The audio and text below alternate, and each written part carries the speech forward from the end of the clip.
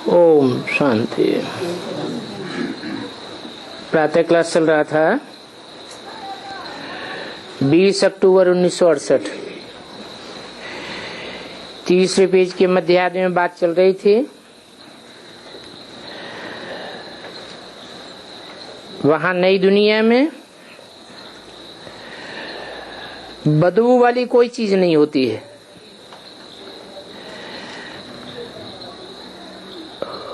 शरीर छोड़ते हैं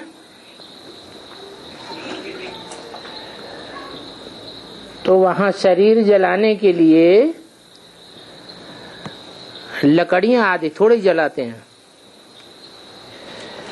जो धुआं हो।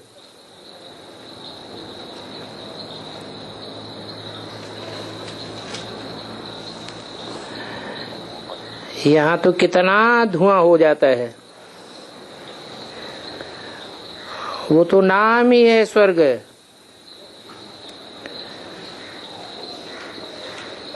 फिर क्या करते होंगे?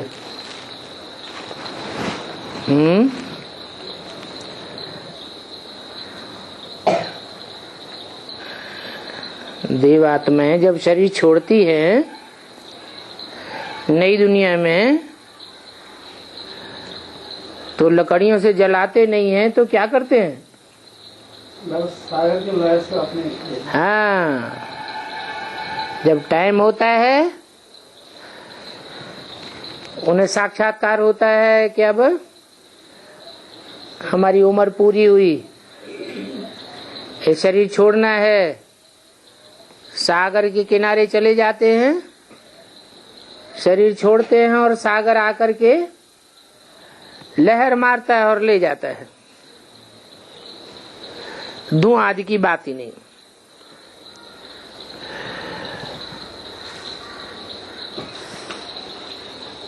अभी तुम पढ़ रहे हो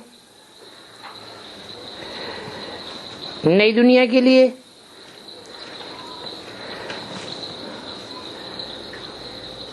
छोटे छोटे बच्चे हैं, अलफ बे पढ़ते हैं तो धरती पर बैठ पढ़ते हैं ना।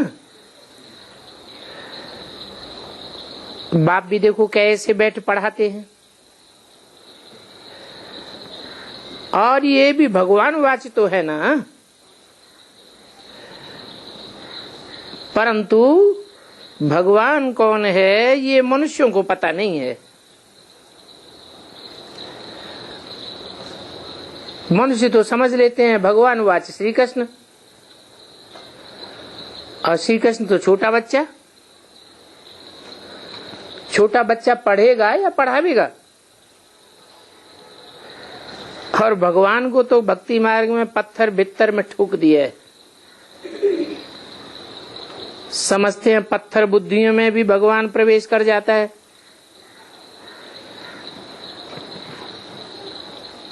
ज्ञान मार्ग में जो भीत बनकर अर्थात दीवाल बनकर खड़े हो जाते हैं, ऐसे विघ्न डालने वालों में भी भगवान प्रवेश कर जाता है। परंतु नहीं,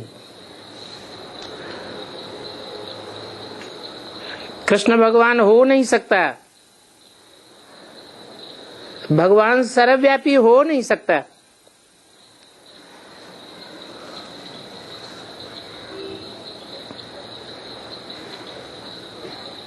भगवान से जो रचना रची जाती है वो तो नई दुनिया की रचना है। नई दुनिया का प्रिंस है कृष्ण। तो देखो कितना फर्क है। इस संगम युग पर ही फर्क का मालूम पड़ता है, और कोई युग में पता नहीं पड़ता। क्यों? संगम युग पर ही क्यों पता पड़ता है सच्चाई का? क्योंकि भगवान संगम युग पर ही आते हैं और कोई युग में नहीं आते हैं। संगम युग में क्यों आते हैं? संगम युग में इसलिए आते हैं कि जब कलयुग का अंत हो, पापी युग का अंत हो, तभी तो भगवान आवे। पाप को खलास करे, पाप की दुनिया को खलास करे, पापियों को खलास करे। इसलिए भगवान आवे। तो पाप की दुनिया का अंत करने और पुण्य आत्माओं, देव आत्माओं की दुनिया की शुरुआत करने आते हैं। तो जरूर संगम हुआ। काय का संगम? नई दुनिया सतयुग का संगम और कलयुग का संगम। तो देखो, बाप की जीवन कहानी में पूरे 84 जन्म लेने वाले का नाम डाल दिया है।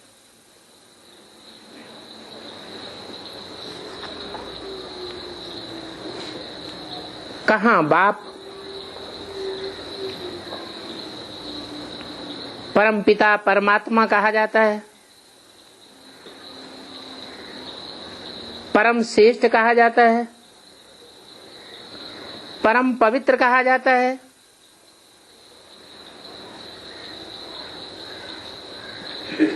वो जन्म मरण से न्यारा है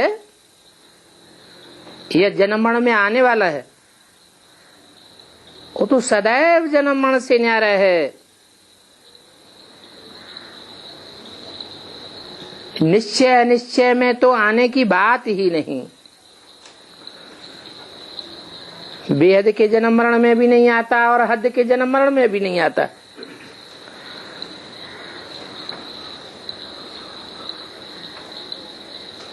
इसलिए सदैव अटल अखंड अडोल है।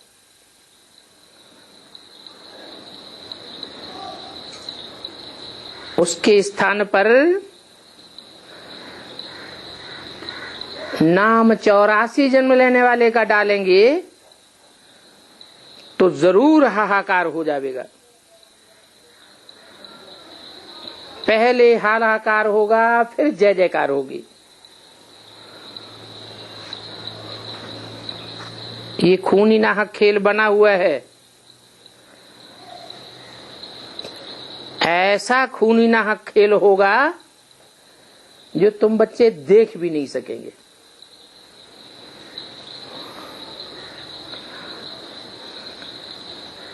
कहते हैं ना, आंखों से खून झड़ने लगेगा तो कितना हाहाकार हो जाता होगा। कच्ची अवस्था वाले जो हैं वो तो डर के मारे ही मर जावेंगे। ये यवनों की और कौरवों की बहुत कड़ी लड़ाई है। यवन किसे कहा जाता है? मुसलमानों को और क्रिश्चियंस को यवन कहा जाता है।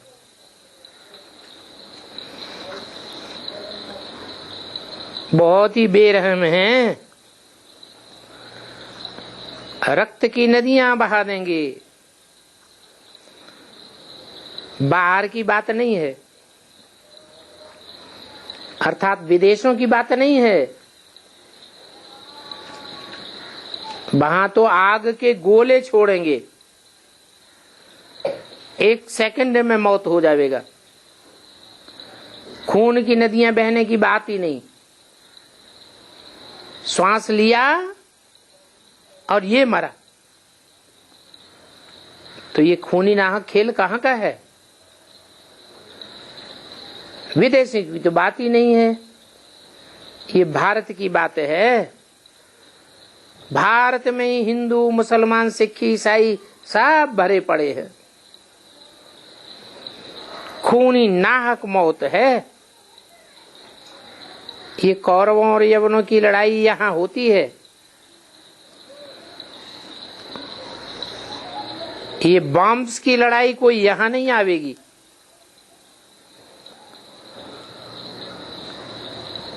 जहां बॉम्ब्स की लड़ाई होती है उन्हों को तो दुख नहीं भोगना पड़ता।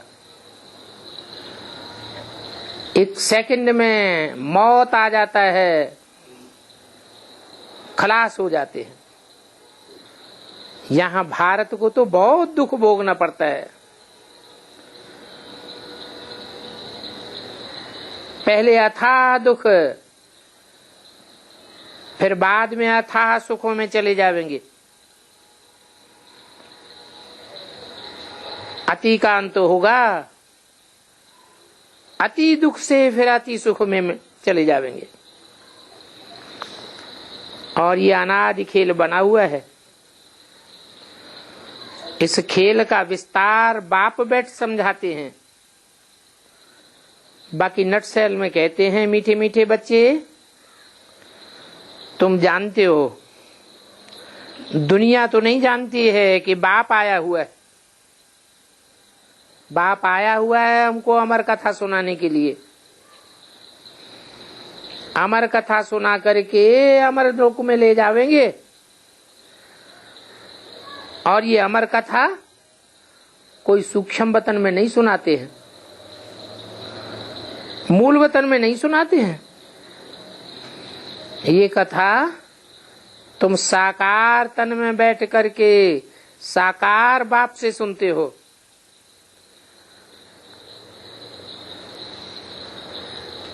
क्योंकि बाप को सुनाने के लिए मुख जरूर चाहिए।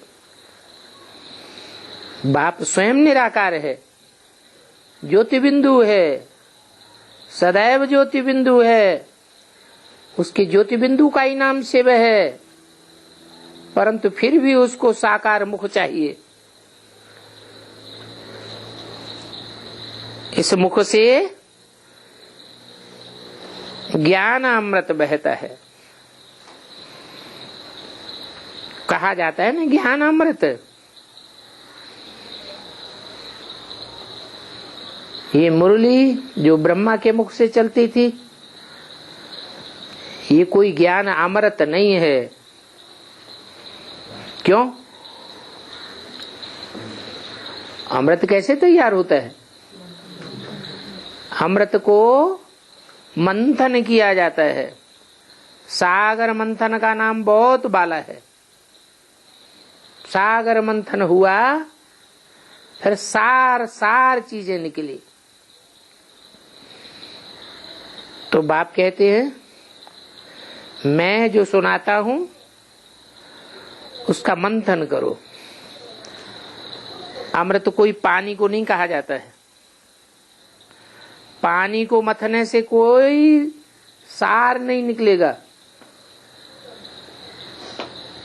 दूध को मथते हैं,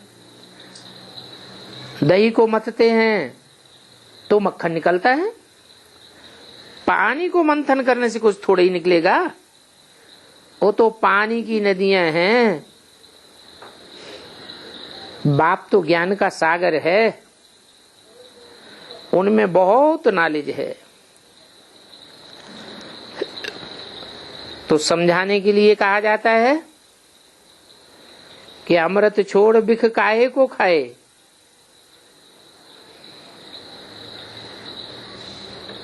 मनुष्य पानी को ही अमृत समझ बैठते हैं। कहां कहां गड्ढे गड़ीचियों में जाए स्नान करते हैं। पहाड़ों पर जाते हैं स्नान करने के लिए। पहाड़ों पर मंदिरों में गऊ का मुख बनाई दिया है। समझते हैं गौ मुख से ज्ञान अमृत निकला। अब कौन सी गऊ की बात है? वो समझते हैं जानवर गऊ की बात है। जानवर गऊ के शरीर में 33 करोड़ देवताएं चित्रों में दिखाई देते हैं। अब जानवर गऊ की बात थोड़ी ही है। तुम सब गैया हो। भारत की जो कन्याएं माताएं हैं वो जैसे गैया हैं, सीधे स्वभाव की हैं। जीवन में उनको जिसे एक खूंटे से बांध दिया जाता है, माँ बाप जिस खूंटे से बांध देते हैं, सारा जीवन भर उसी खूंटे से सीधे साधे जीवन बिताते हुए बंधी रहती है। तो तुम भारत की गौएं हो, तुम्हारे मुख से ज्ञान अमृत निकलता है। नंबरवार है ना। बाकी पहाड़ों से पानी तो सदैव ही आता रहता है। पहाड़ की बात है या ऊंची स्टेज की बात है? तुमने बाप की याद में जो ऊंची स्टेज धारण की है, उस ऊंची स्टेज में जो तुम्हारा मनन चिंतन मंथन चलता है, उस मनन चिंतन मंथन से तुम्हारे मुख से जो भी ज्ञान अमृत की बातें निकलती हैं वो अमृत तुल्य हैं। ऐसे तो कुएं में भी पानी इकट्ठा होता है, परंतु कुआं तो खोदा जाता है। कुआं खोदने में कितनी मेहनत लगती है।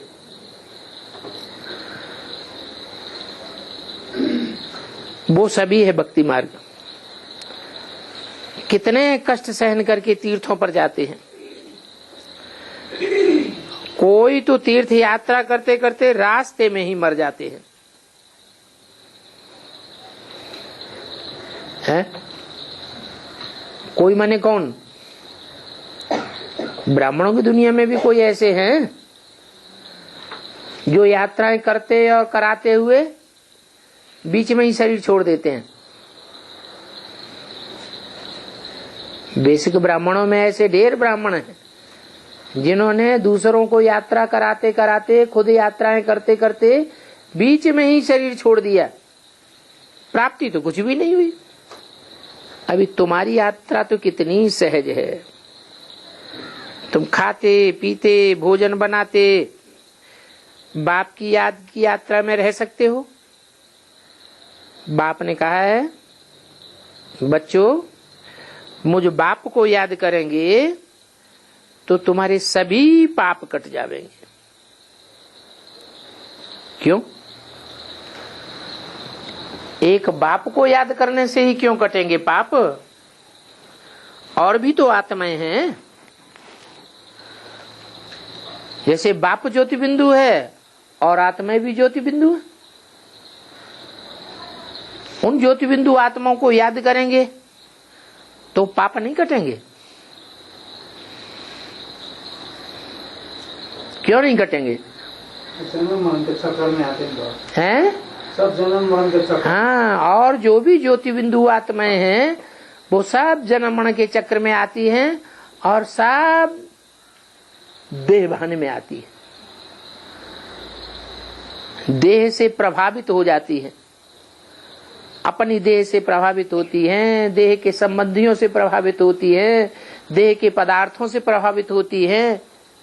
एक ही आत्मा है जो संसार में आती भी है, पतित तन में आती है, पतित दुनिया में आती है, पतित गांव में आती है, परंतु कोई से प्रभावित नहीं होती है। इसलिए निष्पाप है, उसमें कोई पाप साप कभी भी लग ही नहीं सकता। ऐसे को याद करेंगे तो हम भी वैसे ही बनेंगे। इसको कहेंगे योगाग्नि।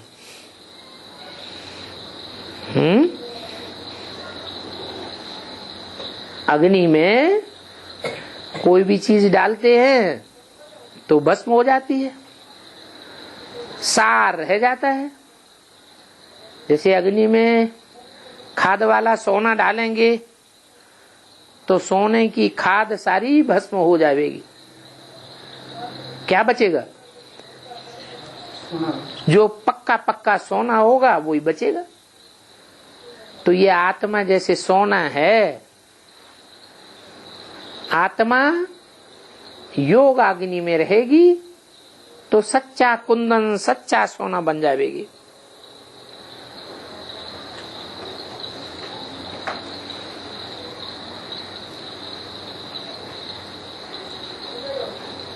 अभी तुम योगाग्नि में रहते हो, काम अग्नि को जैसे तुमने त्याग दिया है। सारी दुनिया तो देखो काम चिता पर बैठी हुई है, काम चिच्छा पर बैठ करके जल मरे हैं, काले कोयले होते जाते हैं। क्या निशानी क्या बताई हैं? जितना जितना काम चिता पर चढ़े हुए होंगे उतना चेहरा तन बदन सब काला होता जाता है। और काम चिता से कौन सी चिता पर? योग अग्नि में जितना चढ़ते जाएंगे उतना उतना चेहरा उज्जवल होता जाएगा। तो तुम्हारी है योग अग्नि, उनकी है काम अग्नि।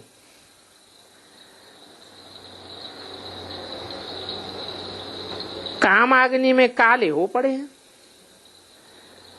कहेंगे कब्र दाखिल है। कब्र में क्या होता है? कुछ होता है? मिट्टी ही मिट्टी। माना देह अभिमानी की मिट्टी में जैसे गढ़ते जाते हैं, फिर मैं आकर के सभी को जगा कर ले जाता हूं। उनके शास्त्रों में भी लिखा हुआ है कि सब कब्र दाखिल जब हो जाते हैं तब खुदा आता है, कब्र से जगाता है। अब ऐसे कोई थोड़े ही है, ये देह अभिमानी की कब्र है, देह अभिमानी की मिट्टी है, जिसमें सारी दुनिया फंसती जाती है। अभी मैं आकर डायरेक्शन देता हूं, अपन को आत्मा समझो, देह रूपी मिट्टी न समझो। देह रूपी मिट्टी तो विनाशी है, घड़ी घड़ी इसका रूप बदलता है। आत्मा तो अविनाशी है, उनको पार्ट मिला हुआ है, जन्म जन्मांतर का पार्ट मिला हुआ है। इसको कहा जाता है अनादि अविनाशी ड्रामा।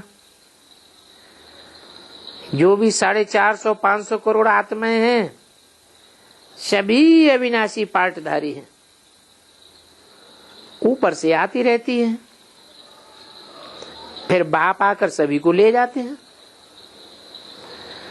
ये पार्ट सदैव रिपीट होता रहता है, आना और जाना। ये पार्ट कब घिसता नहीं है। इतनी छोटी सी आत्मा फिर भी घिसती नहीं है, इन आंखों से भी नहीं देखी जाती। जैसे स्टार्स कितने छोटे दिखाई पड़ते हैं, परंतु हैं तो बहुत बड़े बड़े।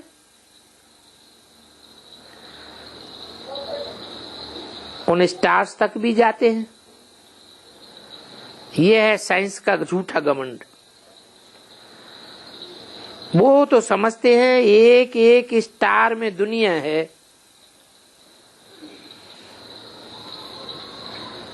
परंतु वास्तव में उन स्टार्स की बात नहीं है। ये तो तुम चैतन्य सितारे हो, जिन चैतन्य सितारों में एक एक दुनिया बसी हुई है।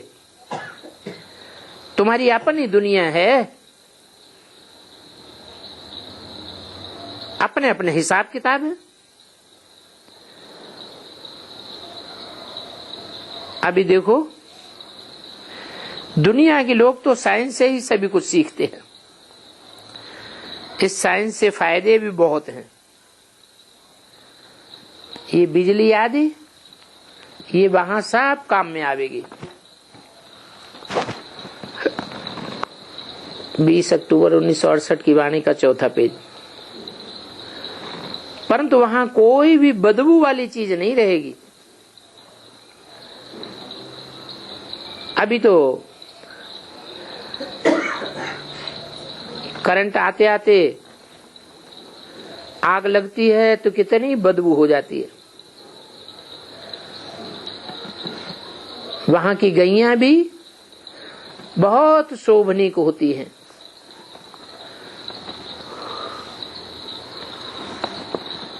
और दूर दूर रहेंगी।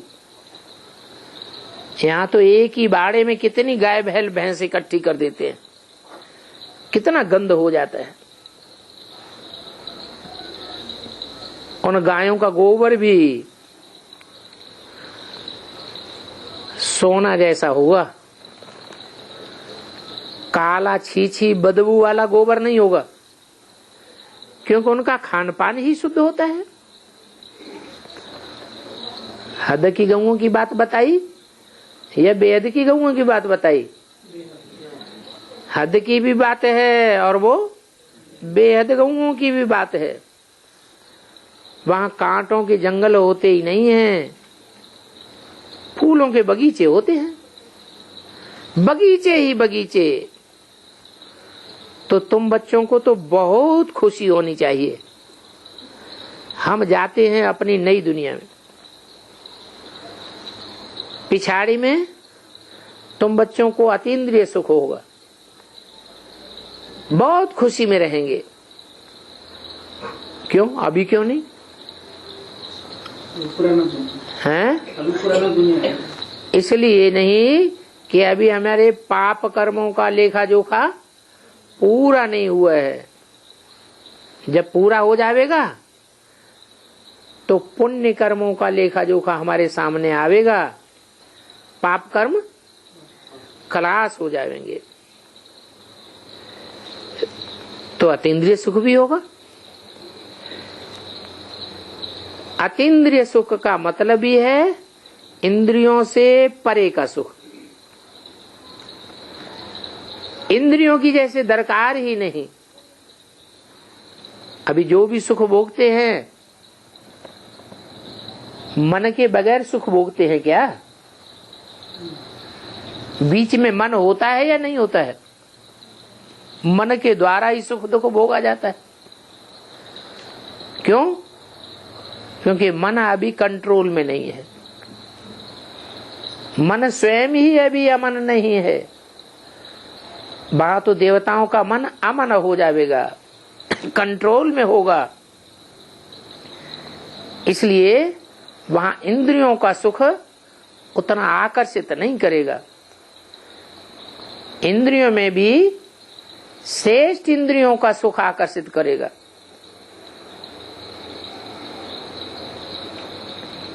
बाकी सतयुग त्रेता में अतीन्द्रिय सुख की बात नहीं है। कहाँ की बात है? अभी संगम युग में पिछाड़ी का जो सुख तुम्हारा है वो अतीन्द्रिय सुख का है। लक्ष्मी नारायण के चित्र में राधा कृष्ण को नीचे दिखाया है और लक्ष्मी नारायण को ऊपर दिखाया है। इनमें अतीन्द्रिय सुख कौन भोगने वाले हैं और इंद्रियों का सुख कौन भोगने वाले हैं? लक्ष्मी नारायण अतीन्द्रिय सुख क्यों भोगने वाले हैं? क्योंकि वो एक दूसरे को आंखों से देखते भी नहीं है। आंख सूक्ष्म इंद्रिय है, फिर उस सूक्ष्म सुख का भी भोग नहीं करते। इतने सुख की गहराई होती है। सिर्फ मन से भोग करते हैं। मन उनका इतना सशक्त हो जाता है कि दूर बैठे भी बिना किसी को देखे भी सुख का अनुभव कर सकते हैं। ऐसे सुख का अनुभव करने वाली आत्माएं कोई सी बात करने के लिए बात करने वाला सामने हो तभी बात होगी, या दूर से भी बात हो सकती है? दूर से भी बात ऐसे ही होगी जैसे सन्मुख खड़े होकर के बात करते हैं।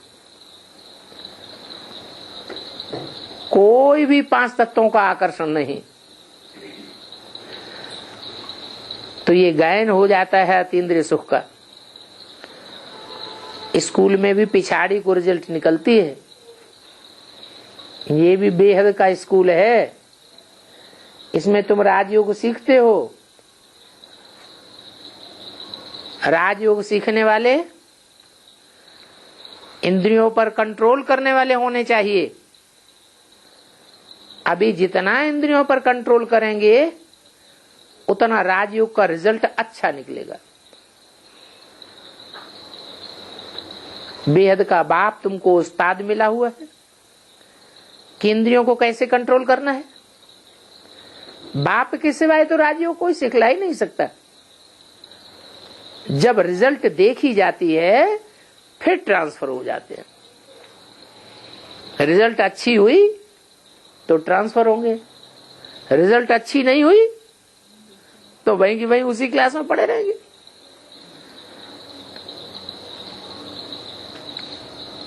तो ये भी रिजल्ट देखा जाता है।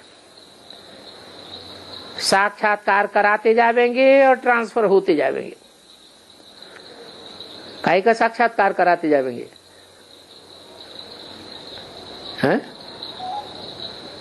ज्ञान में आने के बाद श्रीमति के अनुकूल क्या क्या कर्म किए हैं और श्रीमति के प्रतिकूल विपरीत कौन कौन से कैसे कैसे कर्म किए हैं, वो सब कर्मों का साक्षात्कार होगा।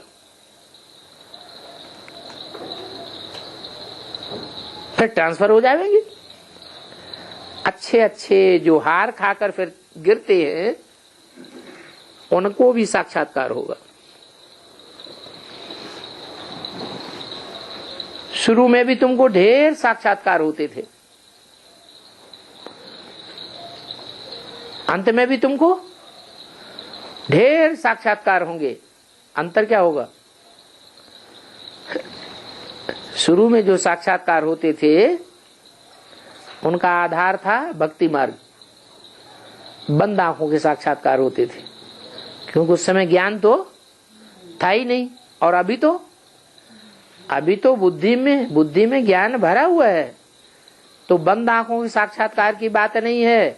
अभी तो बुद्धि के आधार पर सारी बातें क्लियर दिखाई देंगी, विद प्रूफ और प्रमाण हर बात समझ में आवेगी। ये साक्षात्कार क्यों होते हैं? इनकी क्या दरकार है? साक्षात्कार होते हैं खुशी में लाने के लिए, दुख में लाने के लिए नहीं होते हैं। कैसे? साक्षात्कार हुआ ऐसा समझकर भक्ति मार्ग में बहुत खुश हो जाते हैं ना। खुश हो जाते हैं, फिर दुखी भी हो जाते हैं। दुखी हो जाते, ज्यादा खुशी हो जाते हैं। कोई प्रूफ है? मीरा को ऐसा मीरा को साक्षात हुआ तो खुश हो जाती थी। बैकुंठ का साक्षात्कार होता था, बैकुंठ मिलता तो नहीं था, फिर खुशी कितनी बढ़ जाती थी, उमंग उत्साह ही बढ़ जाता था, दुनिया की परवाह नहीं, कितना उमंग उत्साह बढ़ जाता था। तो साक्षात्कार से दुख भी होता है क्या? गंदा हो गया तो साक्षात्कार से दुख भी होता है। जैसे ब्रह्मा बाबा को विनाश का साक्षात्कार हुआ तो खुश हुए या रोना शुरू कर दिया? रोना शुरू कर दिया। हम बच्चे प्रैक्टिकल में दुनिया में विनाश देखेंगे, मिरवा मौत, मलू का शिकार, जैसे जानवर बेचारे की मौत आती है, हमारी बुद्धि में बैठ जाएगा ये सारी दुनिया जानवरों की है। बाप इतनी अच्छी अच्छी बातें बताते हैं, इतने साल हो गए बताते बताते, कोई सुनने के लिए भी तैयार नहीं। तो जानवर बुद्धि है या देवता बुद्धि है? कहेंगे जानवर बुद्धि है। ऐसे जानवरों का तो विनाश ही होगा या नई दुनिया में जाएंगे। ऐसे जानवरों को शरीर जबरियन छोड़ना पड़ेगा, धर्मराज की सजाएं खाते जाएंगे, हाय हाय करते जाएंगे, अंत मते सोगते होती जाएगी। तो साक्षात्कार खुशी मिलाने के लिए भी होते हैं, और हाँ, जिनको साक्षात्कार होगा कि हम दास दासी बनने वाले, चांडाल बनने वाले हैं, उनको दुख होगा या सुख होगा? पश्चाताप करेंगे या खुशी में आवेंगे? पश्चाताप करेंगे। तुम तो वहां फरिश्ते जैसे रहते थे, आदि की बात बताई, समझते थे ये सच्ची खुदाई खिदमतगार है। दुनिया वाले समझते थे, क्योंकि बाप तुम बच्चों के साथ उस समय मददगार था। बाप मददगार था और अब उस समय मददगार था, अब मददगार नहीं है? अब मददगार है, अभी भी है, लेकिन अब मददगार है, फिर दुनिया वाले हमको खुदाई खिदमतगार क्यों नहीं समझते हैं? पहले कैसे जान लिया? यज्ञ के आदि में कैसे जानते थे?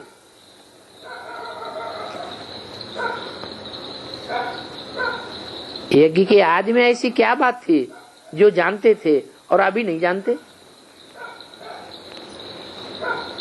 यज्ञ के आदि में वो प्योरिटी थी और अभी वो प्योरिटी की वाइब्रेशन लोगों को देखने में नहीं आते। फिर भी बाप कहेंगे नथिंग न्यू, जो कुछ देखा पास हुआ, फिर भी होगा। इनको कहा जाता है भाभी। कोई मरता है तो मनुष्य कहते हैं ईश्वर की भाभी है, परंतु किसी का मारना करना ये भगवान का काम है क्या है? फिर क्यों कहते हैं ईश्वर की भाभी?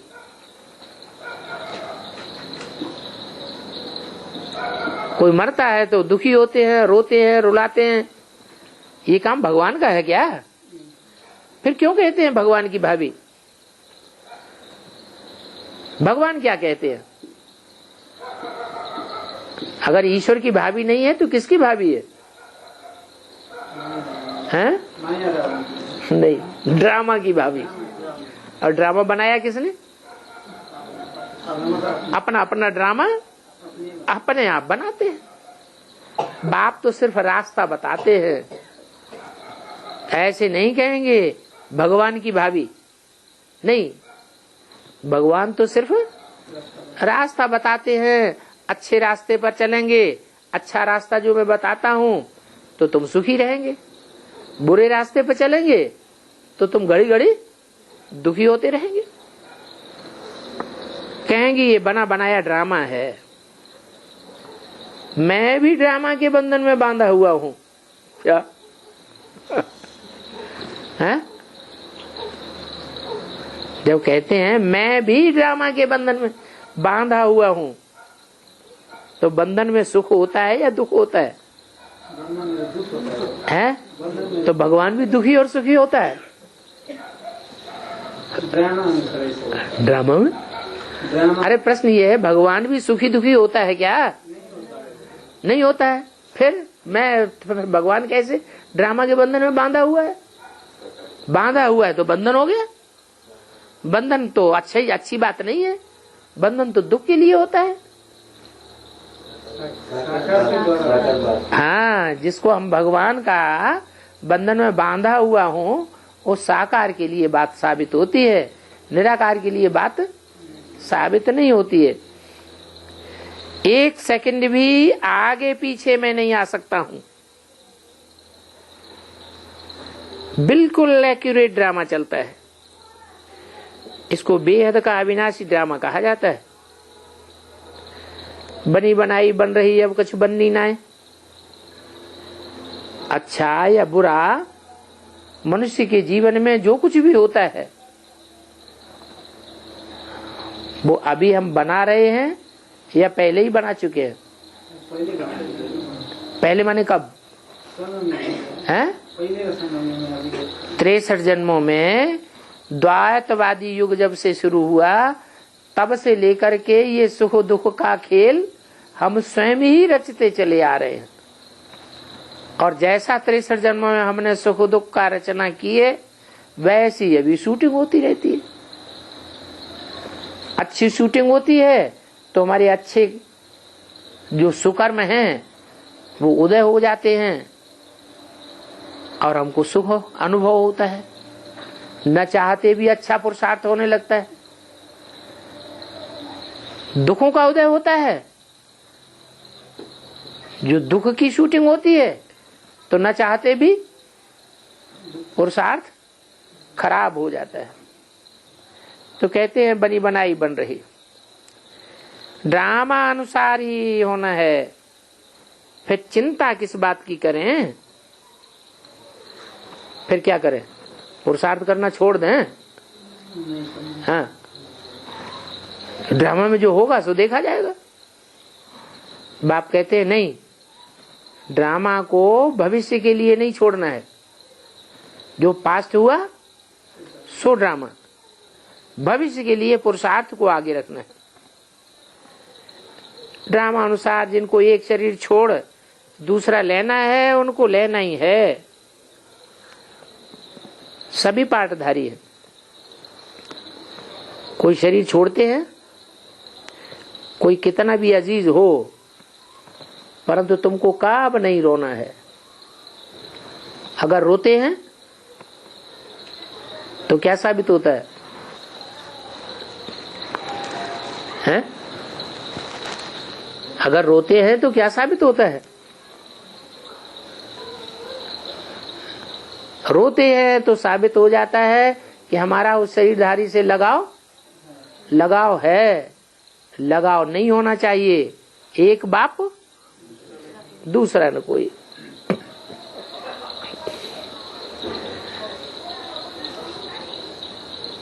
रोना किसको आता है? आत्माभिमानी को या देह अभिमानी को? जो देहभान में रहते हैं उनको रोना आता है। आत्माभिमानी होंगे तो रोने की बात ही नहीं आती। रोना माने दुख। जो दुख है वो शरीर भोगता है या आत्मा भोगती है? शरीर के द्वारा आत्मा दुख भोगती है। तो हर एक अपना पार्ट बजाए रहे। एक पार्ट पूरा किया फिर जाकर के दूसरा बजावेंगे। माँ बाप संबंधी सभी बदल जाएंगे। नया जन्म लेने के बाद क्या होता है? माँ बाप भी बदल जाते हैं और संबंधी भी सब बदल जाते हैं। तो इसमें रोने की क्या दरकार? अच्छा, कह देने से हो जाएगा? हैं? फिर क्या क्या करने से होगा? हाँ, पुरुषार्थ करना चाहिए, बार बार प्रैक्टिस करना चाहिए। रोने की दरकार नहीं है। सतयुग में, सतयुग से लेकर के त्रेता अंत तक तुम कभी नहीं रोते हो। वहां क्या खास बात हो जाती है? हैं? हाँ, वहां आत्माभिमानी ये स्टेज पक्की हो जाती है। संगम युग में हम ऐसी प्रैक्टिस पक्की कर लेते हैं कि 21 जन्म के लिए हमें आत्मा कभी भूलती ही नहीं। और द्वापर से लेकर कलयुग अंत तक हैं, आत्मा की किसी को याद ही नहीं। आरंभ में शुरुआत में ऋषियों महर्षियों ने याद रखने के लिए पक्का कराया था कि तुम ज्योति बिंदु आत्मा हो, बिंदी लगाओ भ्रकुटी के मध्य में। नाक के ऊपर तो बिंदी नहीं लगवाई, कहाँ लगवाई? भ्रकुटी में लगवाई। इससे क्या साबित हुआ? जब सतो प्रधान द्वापर था, क्योंकि हर एक युग में सत्युग जरूर व्याप्त होता है, सतो प्रधान स्टेज जरूर होती है। तब जब द्वापर की सतो प्रधान स्टेज थी तो शास्त्रों में जो सच्चाई थी वो मनुष्यों को पता थी, नंबरवार पुरुषार्थ अनुसार। उस सच्चाई के अनुसार ये प्रथा चलाई कि अपन को ज्योति बिंदु आत्मा समझो, दूसरे को भी ज्योति बिंदु समझो। तो प्रैक्टिस कराई, तुम ज्योति बिंदु हो, बिंदी लगाओ, टीका लगाओ, आत्मिक स्थिति में टिको। फिर बाद में क्या हुआ? वो बाद में आत्मिक स्मृति की वाली बात तो भूल गई। क्या हो गया? सौंदर्य का साधन बना दिया। बिंदी किस लिए लगाएंगे? अच्छे दिखाई पड़े। टीका किस लिए लगाएंगे? सुंदर दिखाई पड़े। तो ये भावना रह गई। अब भावना में तो सारी बात समाई हुई होती है।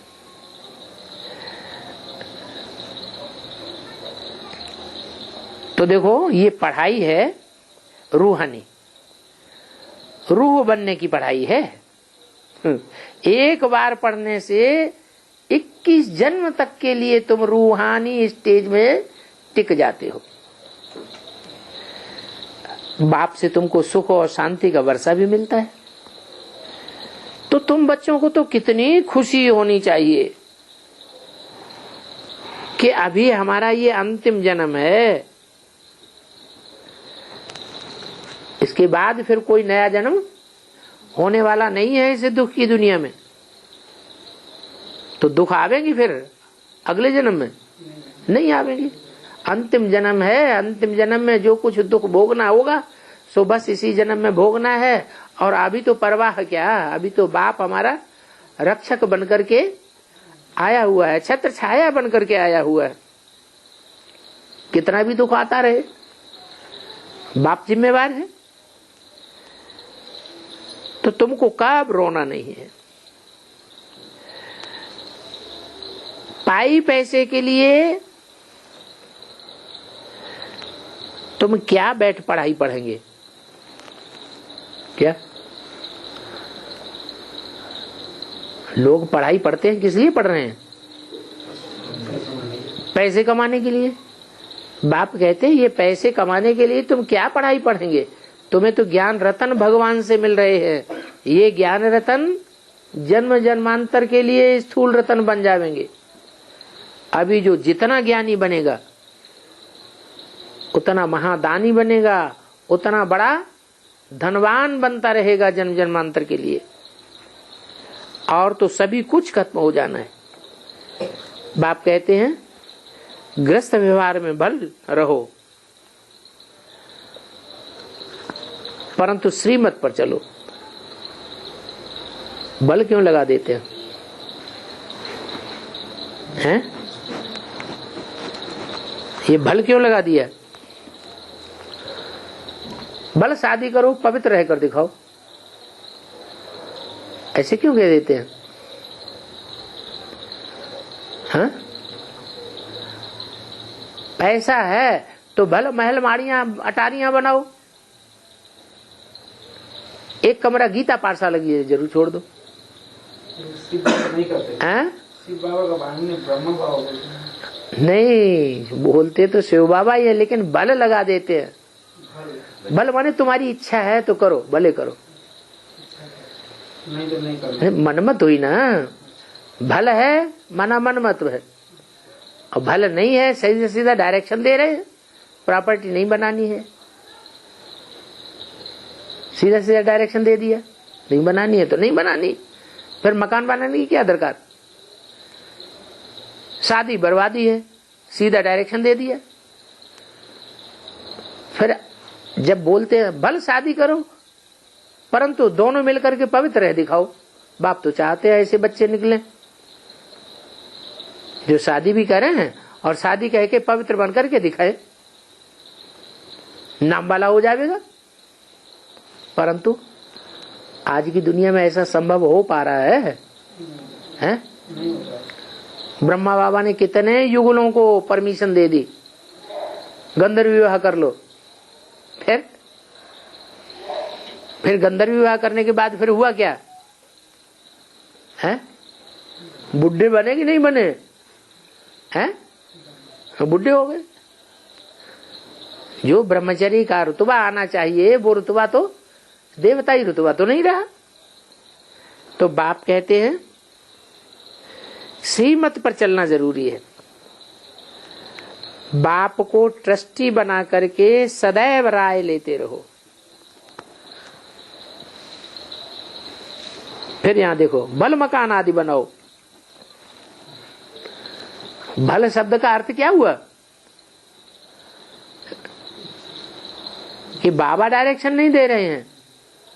भल का अर्थ यह हुआ ये तुम्हारी अतीव इच्छा है, तुम्हारी अपनी मनमत है, उस मनमत को पूर्ति करने के लिए भल मकान बनाओ। भल विलायत घूमने जाओ। वाह, अब विलायत में घूमने जाएंगे, संग का रंग लगेगा कि नहीं लगेगा? संग का रंग लगेगा। दुनिया की चकाचौंध देख करके बुद्धि चमत्कृत हो जाएगी, प्रभावित हो जाएंगे। बाबा कोई मना नहीं करते हैं, बल जाओ। हाँ, डायरेक्शन सभी देते रहते हैं। विलायत में जाकर के डायरेक्शन नहीं ले सकते क्या? नहीं ले सकते? ले सकते। आजकल तो कितने साधन निकले हुए हैं। मोबाइल निकला हुआ है, ईमेल निकला हुआ है।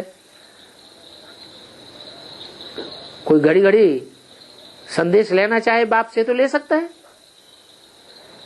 लेकिन फिर संभव हो पाता है? दुनिया की चकाचौंध जहां लगी, बस बाप वगैरह सब भूल गया। हाँ, कुछ भी करो, पवित्र रहना है, बाप की याद में रहना है और दैवी गुण धारण करने हैं। और कोई भी मेहनत आदि नहीं बताते हैं। बाप को पहचाना, स्वर्ग का वर्षा तो मिलेगा ही। तुम कोई सगीर नहीं हो, बालिग हो। क्या कहा?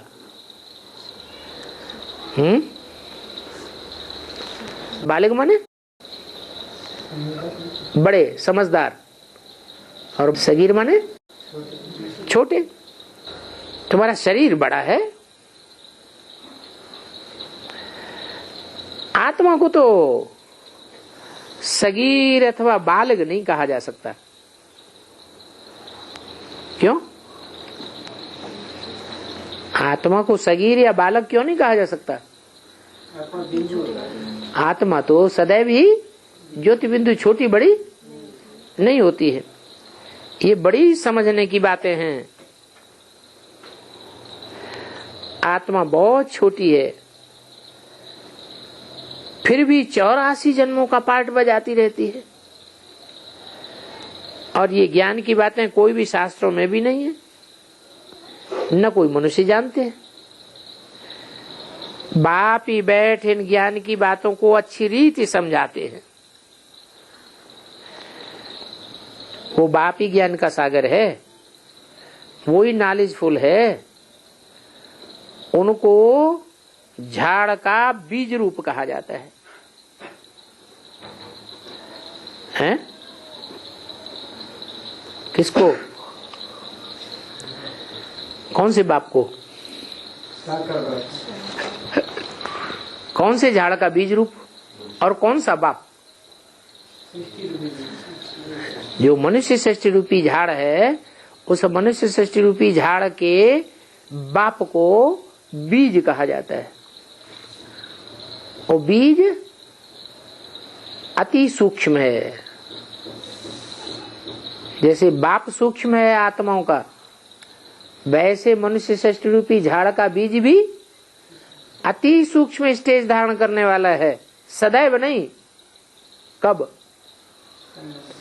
संगम युग में जब बाप आते हैं, निराकार आत्माओं का बाप आते हैं, तो उस आत्मा को भी आप समान बनाते हैं। वो सारे झाड़ का बीज रूप है। इसलिए फिर सत्य, चित्त और आनंद का सागर कहा जाता है। सत्य बिंदी को कहेंगे, या बिंदी साकार में प्रवेश होती है तब सत्य कहेंगे। सत्य असत्य की बात कहाँ आती है? परम धाम में तो आती नहीं। इस साकार दुनिया की बात है। चित्त माने चैतन्य। परम धाम में आत्मा चैतन्य है या जड़ है? हैं? क्या है? जड़ है, जड़वत है। वहां कोई संकल्प विकल्प चलता है क्या? वहां कोई कर्मेंद्रियां हैं जो कर्मेंद्रियों से कर्म होगा? कोई वाचा चलती है क्या? वो तो है ही निर्वाण धाम, वाणी से परे का धाम। तो चैतन्य, सत्य और आनंद स्वरूप कहाँ है? इस साकार दुनिया की बात है। पवित्रता का सागर, ये भी कहाँ की बात है? कहाँ की एक्ट से साबित होता है कि ये पवित्रता का सागर है? साकार दुनिया की बात है। कृष्ण की महिमा और बाप की महिमा बिल्कुल ही अलग अलग है। अभी तुम बेहद के बाप से वर्षा लेते हो, किस लिए? लक्ष्मी नारायण बनने के लिए।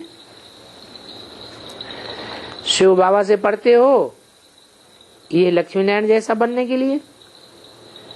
तो ये तुम्हारी नई बात हो गई। भक्ति मार्ग में तो कहते रहते हैं कि गीता का ज्ञान नर अर्जुन को दिया नारायण बनने के लिए, परंतु कोई बनता तो है नहीं। और यहाँ तो तुम प्रैक्टिकल बनते हो। नई बात नहीं है। नई दुनिया के लिए नई बात सुनाने वाला एक ही बाप है। वो तो समझते हैं कृष्ण सुनाते हैं।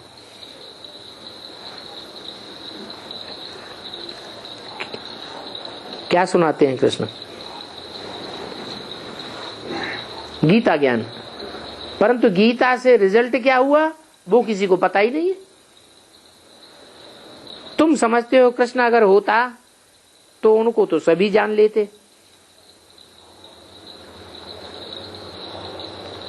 कैसे? बहुत लोग नहीं मानते ना, कृष्ण अगर होता तो सभी जान लेते। अभी नहीं है ना। अच्छा, जब था तब सभी ने जान लिया क्या? नहीं है। तब भी नहीं जाना। क्यों नहीं जाना? क्योंकि ब्रह्मा के रूप में था, कृष्ण के रूप में तो था ही नहीं। कृष्ण को याद करने से पाप कटते ही नहीं। जिस कृष्ण को हम कृष्ण कहते हैं वो कौन से कृष्ण की बात है? वो संगमयुगी कृष्ण की बात है। और संगमयुगी कृष्ण जो है वो दादा लेखराज की बात नहीं है। दादा लेखराज वाली आत्मा संगम युग में गीता का भगवान साबित ही नहीं होती है। साबित कौन होता है? वही कृष्ण की आत्मा जब प्रजापिता में प्रवेश करती है, शिव बाप भी प्रवेश करते हैं, तब कृष्ण का पाठ चलता है। संपन्न पुरुषार्थ होने के बाद तब कंसी जरासंधी भी इस दुनिया में प्रत्यक्ष हो जाते हैं। तो देखो, पतित पावन कृष्ण को नहीं कह सकते हैं। एक बाप ही सर्व का सदगति दाता है। और ये भी है कि पतित दुनिया में पावन तो कोई होता ही नहीं है, हैं? ये दुनिया कैसी है? पतित है। इसमें सब पतित हैं, एक भी पावन नहीं। अरे शिव बाबा नहीं है, पावन है, तो ये बात झूठी हो गई। साकार में तो है? साकार तो नहीं, इसीलिए वो पैसा पाठ बजा रहा है। कैसा पाठ बजा रहा है? तो पावन है। शिव पावन है। हाँ। शिव बिंदी आत्मा। साकार में प्रवेश करने के बाद ऐसा बन जाता है ना, उसको पाठ बजाना पड़ता है। ऐसा पतित बन जाता है, माने संग का रंग लगता है। उसको रंग नहीं लगता, देखता है ऐसा। हम लोग देखते हैं ऐसे। हम लोग देखते हैं, वो पतित जैसा देखते हैं। माने ये बात गलत है कि पतित दुनिया में कोई पावन नहीं होता। तो साकार की बात है ना बाबा, निराकार की बात नहीं है। हाँ, इस सृष्टि पर जितने भी साकार शरीरधारी है वो सब पतित तन वाले हैं। कोई भी पावन देवता नहीं बन गया है। अभी तुम ये देवता बन रहे हो, बन गए नहीं हो। क्या बन रहे हो? जब तुम देवता बन जावेंगे तो क्या अंतर पड़ जाएगा? अभी के मुकाबले क्या अंतर पड़ जाएगा?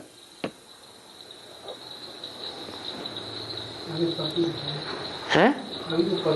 हाँ ना, अंतर क्या पड़ेगा? कुछ भिन्नता महसूस होनी चाहिए कि नहीं? हाँ, सबसे बड़ी मुख्य बात ये होगी कि हमारे शरीर निरोगी होने लगेंगे। अभी 5 तत्वों में तामसपना भरा हुआ है। फिर 5 तत्व भी सात्विक होने लगेंगे। तो अब पुरुषार्थ कर सतो प्रधान बनना है, ऐसे नहीं कि पानी से पावन बनना है, नहीं। अपन को आत्मा समझ स्वीट बाप को याद करना है। वो एवर स्वीट बाप है, मोस्ट बिलीवेड है, विश्व की बादशाही देते हैं ना, ऐसे बाप को भूलना तो नहीं चाहिए। भगवान टीचर बन करके पढ़ाते हैं तो तुम्हें और क्या चाहिए, कितनी खुशी होनी चाहिए बच्चों को। इस पढ़ाई से तुम क्या से क्या बन जाते हो, नर से नारायण बन जाते हो। भगवान कैसे पढ़ाते हैं ये जान लिया ना। बाप हमारा ओबीडेंट बाप भी है, टीचर भी है, सदगुरु भी है। तुम्ही ने बुलाया है, बाप को निमंत्रण दिया कि बाबा आओ, आ करके हम पतितों को बना करके, पतितों को पावन बना कर ले चलो। बाप कैसे एक्यूरेट टाइम पर आते हैं। इसलिए बाप कहते हैं मीठे मीठे बच्चों, बाप का बच्चों पर बहुत लव है, तो मीठे मीठे बच्चों कहेंगे ना, उस लव से ही तुम बच्चों को विश्व का मालिक बनाते हैं। नहीं तो लौकिक बाप तो काम कटारी के नीचे गिराए देते हैं। सारी दुनिया कोस घर बन गई, एक दो को छुरी मारते ही रहते हैं। तुम विश्व की बादशाही योग बल से लेते हो। अच्छा, मीठी मीठी रूहानी बच्चों को रूहानी बाप दादा का याद प्यार गुड मॉर्निंग, रूहानी बच्चों को रूहानी बाप का नमस्ते।